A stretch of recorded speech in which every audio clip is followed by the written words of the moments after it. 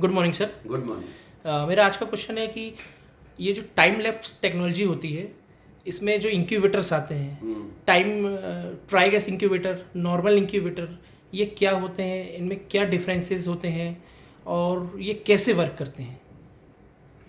ये बहुत important question है। एम्ब्रियोलॉजी लैब में मैं डॉक्टर दीपांकर बैनर्जी हूँ, जबलपुर से। IVF and genetic centre ideal fertility IVF and genetic centre private limited का संचालक, एवं मेरी वाइफ डॉक्टर रिंकू एक बहुत अच्छी पैथोलॉजिस्ट और एम्ब्रियोलॉजिस्ट हैं। मेरी बेटी ईशानी बहुत अच्छी मॉलिकुलर बायोलॉजिस्ट और एम्ब्रियोलॉजिस्ट हैं, और हम डेली आईवीएफ करते हैं। बेसिकली जो एम्ब्रियोलॉजी करते हैं उसमें जो हमको एम्ब्रियो को जो हमको एनवायरनमेंट देना है, मैं मीडिया, टेम्परेचर, ये सब की बातें नहीं कर रहा हूँ। मैं एक बॉक्स, जो इंक्यूबेटर होता है, इंक्यूबेटर का मतलब होता है जैसे अंडे को सेने के लिए जो हम वर्ड यूज़ करते हैं, ऐसे नियोनेट में भी, नियोनेटोलॉजी में भी इंक्यूबेटर बच्चे को रखते हैं। प्रीटर्म जो बच्चे होते हैं वो वैसे ही रहते हैं जैसे एक मदर का यूट्रस हो। तो इंक्यूबेट करना, जैसे मुर्गी अपने अंडे को इंक्यूबेट करके चूजे को जन्म देती है, वैसे ही एक इंक्यूबेटर नुमा इंस्ट्रूमेंट होता है जहाँ पर हम भ्रूण को रख के उसमें अंकुरन कराते हैं, फिर उसको बच्चेदानी में बिठाते हैं। तो ये जो बच्चेदानी के बाजू में जो अंडाशय है, इस अंडाशय से अंडे को निकाल के जो ही हमने बॉडी से निकाला, तो ये बॉडी के टेम्परेचर से अलग हुआ, एनवायरनमेंट से अलग हुआ, और इसको जब हमने फर्टिलाइज़ किया तो ये एक भ्रूण बना। नॉर्मली भ्रूण बच्चेदानी की नली में बनते हैं, फिर ये आके बैठते हैं। तो ये बॉडी के भीतर होता है। तो बॉडी के भीतर का जो टेम्परेचर, उसका गैस मिक्सचर, उसका मीडिया, उसका खाना, ये सब इन विवो बोलते हैं इसको। इन विवो मतलब शरीर के भीतर। जो ही ये बाहर आता है तो हम इसको बोलते हैं इन विट्रो, शरीर के बाहर। अब इन विट्रो इस भ्रूण को हमको ले जाना है। कई लोग इसको डे 2 डे 3 में ट्रांसफ़र कर देते हैं वापस। हम नॉर्मली इसको डे 4 डे 5 तक ले जाते हैं। फिर इसको हम इस नेचुरल इंक्यूबेटर जो बच्चेदानी है उसमें ट्रांसफ़र कर देते हैं, क्योंकि हम पूरा इसको बच्चे बनाने तक का नहीं कर सकते। यहाँ पर हैचिंग होती है, हैचिंग होने के बाद ये एम्ब्रियो डिस्ट्रॉय होता है। ये जो इन विट्रो, ये 5 दिन इसको ऐसा ही एनवायरनमेंट देना, ये बहुत इम्पॉर्टेंट होता है किसी भी लैब में। अधिकतर जहाँ ज़्यादा काम होता है या फिर रेगुलरली नहीं होता काम, वो इतने दिन तक इसको नहीं खींचते। वो डे 2 या डे 3 इसको बिठा देते हैं, क्योंकि शरीर से बाहर इन विट्रो इसको मैनेज करना बड़ा कठिन होता है। हम इसलिए करते हैं क्योंकि डे 2 डे 3 में एक सिलेक्शन होता है भ्रूण का। बहुत सारे भ्रूण यहाँ मर जाते हैं। जो आगे बढ़ते हैं उनमें प्लांट होने का चांस ज़्यादा रहता है। ये जो टेक्निक है जिसको कि हम बाहर मेंटेन करें, उसको हम बोलते हैं इंक्यूबेशन। इंक्यूबेशन जिस चीज़ में होता है उसको बोलते हैं इंक्यूबेटर। इस इंक्यूबेटर को हम क्यों यूज़ कर रहे हैं? एक, उसको टेम्परेचर देने 37 का। हम उसको एक पीएच देना चाहते हैं 7.2 से 7.3 तक का। हम उसको एक खाना देना चाहते हैं, उसको मीडिया बोलते हैं। इसका डिटेल में मैं नहीं जा रहा हूँ। ये जो दो चीज़ है, इसको मेंटेन करने के लिए या तो मैं इसको एक बड़े बॉक्स में रखूं और अंदर रख दूं और इसका टेम्परेचर मेंटेन करूं, जैसे थर्मस में होता है 37 डिग्री, या पानी भर दूं या गैस या एयर भर के इसको मेंटेन करूं।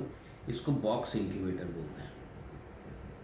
इसमें हम नीचे, इसमें एक ज़रूरी बात ये भी है कि इसमें एक ह्यूमिडिटी भी होनी चाहिए। एकदम ड्राई में मीडिया ख़राब हो जाता है, उसका खाना ख़राब हो जाता है, उसका हेल्थ ख़राब हो जाता है। ये एक इंटेंसिव केयर यूनिट जैसा हो गया।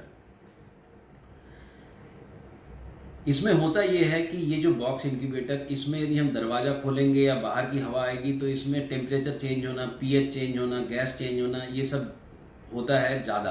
तो रिकवर होने में टाइम लगता है। इसलिए क्या किया आजकल, ये कन्वेक्शन ट्रांसफ़र वाले हैं, यहाँ से हीट यहाँ से जाती है इसको। तो अब क्या कर दिया है कि इसको हमने एक हीटेड प्लेट में ही बिठाना चालू कर दिया और इसको कवर कर दिया। ये छोटा हो गया जगह। तो जब ये छोटा हो गया तो ऐसे हमने बहुत सारे हीटेड प्लेट में जो 37 में रहते हैं उसमें हमने रखा। ये जब हम एक बॉक्स बना देते हैं ऐसा कंप्लीट, तो इसको बोलते हैं बेंच टॉप इंक्यूबेटर। अब बेंच टॉप इंक्यूबेटर में हमको इसका पीएच मेंटेन करना है। पीएच किस चीज़ से मेंटेन होता है? बाइकार्बोनेट से। बाइकार्बोनेट को हम मेंटेन करते हैं इसके एटमॉस्फेयर में जो हम CO2 दे रहे हैं। ये CO2 इस मीडिया के पानी में घुलती है और बाइकार्बोनेट आयन बनाती है, उसी हिसाब से पीएच मेंटेन होता है। एक बात और नोटिस करने वाली बात है कि जब इन विवो फर्टिलाइजेशन होता है तो ये शरीर के अंदर रहता है, इसमें एटमॉस्फेरिक एयर नहीं रहता। एटमॉस्फेरिक एयर में ऑक्सीजन रहती है 20%, पर यहाँ पर यदि आप देखोगे तो ऑक्सीजन रहती है 5% to 6%। इसका मतलब जो इन विवो शरीर के भीतर जो ऑक्सीजन की मात्रा है वो यहाँ भी उतनी ही होनी चाहिए।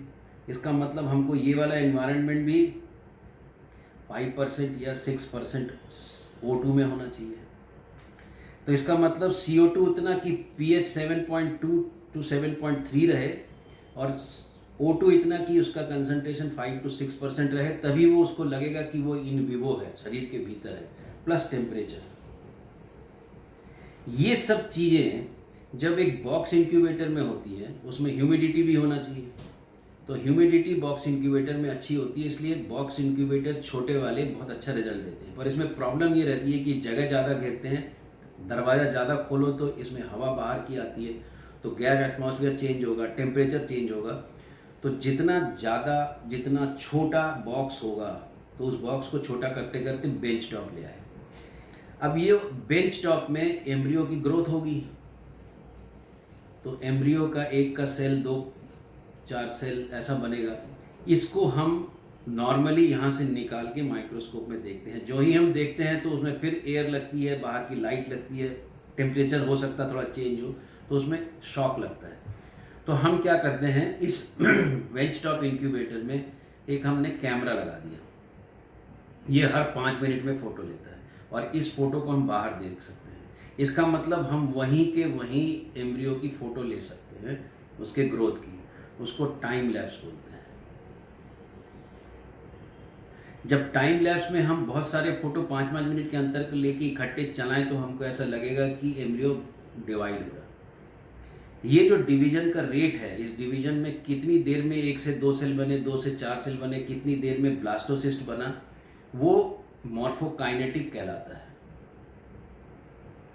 मॉर्फोकाइनेटिक एक तरीका होता है एम्ब्रियो को सिलेक्ट करने का कि कौन सा एम्ब्रियो ब्लास्टोसिस्ट में जाएगा, स्पेशली उन केसेस में जहाँ पर डे 2 या डे 3 ट्रांसफ़र होता है। मतलब जहाँ डे 2 डे 3 ट्रांसफ़र का नियम है, वहाँ पर आपको इस एम्ब्रियो को डे 2 डे 3 के बाहर क्रॉस करने नहीं दिया आपने को यहीं पर उसका सिलेक्शन करना है। तो जो सिलेक्शन है हम जो करते हैं, हम नेचुरल सिलेक्शन करते हैं। जो ख़राब है वो मर जाएगा, जो अच्छा है वो जिएगा।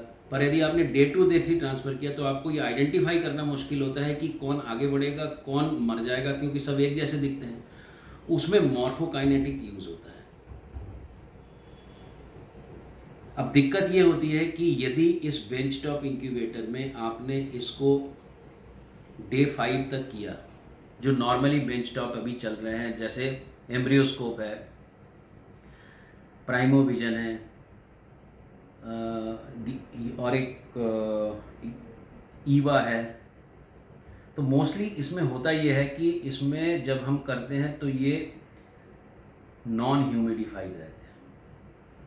नॉन ह्यूमिडिफाइड में एक टेंशन ये रहती है कि ये जो लिक्विड है इसमें से पानी उड़ जाएगा तो सॉल्ट बढ़ जाएगा, पीएच गड़बड़ होगा। तो डे 2 डे 3 के बाद यदि आप उसको ज़्यादा क्रॉस कराओगे तो एम्ब्रियो में ग्रोथ होने की बजाय वो मरने का खतरा रहता है। तो इसको रोकने के लिए एक गेरी करके इंक्यूबेटर टाइम लैप्स आया है। गेरी इंक्यूबेटर में क्या किया है, इसमें एक ह्यूमिडिटी भी ऐड कर दी है। जब इसमें ह्यूमिडिटी ऐड करी तो ये इंक्यूबेटर 5 दिन के लिए हो गया अच्छा, क्योंकि इसमें टाइम लैप्स भी साथ में है, इसमें मीडिया में ह्यूमिडिटी अच्छी है तो इसका ख़राब नहीं होगा। ह्यूमिडिटी में जो ड्रॉप है वो ड्राई नहीं होगा। ड्राई होगा तो लवण बढ़ जाएंगे, सॉल्ट बढ़ जाएंगे, तो उसकी ऑस्मोलैलिटी खराब हो जाएगी। पर गेरी में क्या है, गेरी में केवल मेरे ख्याल से जहाँ तक मुझे नॉलेज है केवल CO2 की व्यवस्था है ताकि HCO3 से उसका pH मेंटेन हो। बट इसको जो लो ऑक्सीजन करना है, ऑक्सीजन 5% to 6% करना है, ये हम करते हैं एक्स्ट्रा नाइट्रोजन देके। इसकी व्यवस्था शायद जहाँ तक मैंने इसके बारे में पढ़ा है नहीं है। तो प्रॉब्लम यह है कि आपका एम्ब्रियो ग्रोथ तो हो जाएगा, pH भी मेंटेन हो जाएगा, पर उसको जो लो CO2 देने का इन विवो वाला कंडीशन है वो मुश्किल होता है। तो जब आप जो बात कर रहे हैं टाइम लैप्स का, टाइम लैप्स टेक्नोलॉजी एक एम्ब्रियो को ग्रोथ होते हुए फ़ोटो खींचते रहना ताकि उसको हम बाहर ना निकालें, उसको शॉक ना लगे। इस मॉर्फोकाइनेटिक से आप डे 2 डे 3 में कौन सा एम्ब्रियो ब्लास्टोसिस्ट में जा सकता है उसकी गणना कर सकते हो। पर यदि आप ब्लास्टोसिस्ट ट्रांसफ़र ही करते हो तो आपको नॉर्मली आपको वो सिलेक्टेड ही मिलता है। टाइम लैप्स टेक्नोलॉजी में एक फ़ायदा ये भी हो गया है कि जो एम्ब्रियो को ग्रो करने का जो इंक्यूबेशन है वो बहुत अच्छे तरीके से होने लगा है। बट प्रॉब्लम ये है कि जो ड्राई है, जो नॉन ह्यूमिडिफाइड है, they might create change in osmolality. गेरी has come with a facility of humidity also, तो उसमें ह्यूमिडिटी के साथ में, बट प्रॉब्लम यह है कि उसमें CO2 के साथ में O2 का अभी प्रोविज़न नहीं है। तो जितना ज़्यादा ये टेक्नोलॉजी बढ़ती जाएगी उतना इसका कॉस्ट बढ़ता है। ये टाइम लैप्स टेक्नोलॉजी और इंक्यूबेशन कहलाता है। शायद आपका जो क्वेश्चन है उससे ये आंसर मिल सकता है। यस। सुनने के लिए बहुत बहुत धन्यवाद।